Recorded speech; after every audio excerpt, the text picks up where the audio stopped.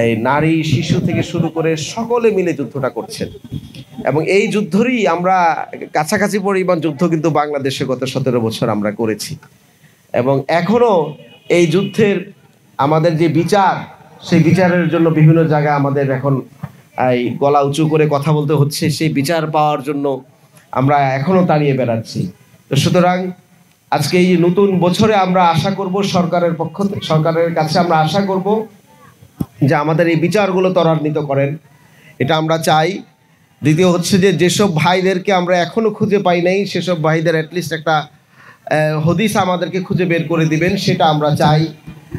এবং যে সকল মেমোরি যে ওয়ালগুলোর মধ্যে ছিল, যেই স্থাপনাগুলোর মধ্যে যেই মেমোরি ছিল আমাদের ভাইদের, সেটা আমরা চাই।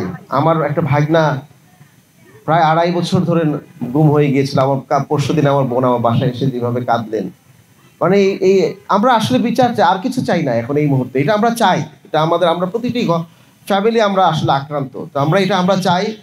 একইভাবে আনন্দগুলোতে আমরা মনে করি আমাদের যেই সংহতি তৈরি হয়েছে, সলিডারিটি তৈরি হয়েছে এই পরিবারের সাথে, আমরা সকলে একই পরিবার, বাংলাদেশের প্রতিটা মানুষের সাথে যত সংহতি আছে তার চেয়েও কোর আমরা মনে করি এবং আমাদের এই আমৃত্যু এই সংহতিটা থাকবে।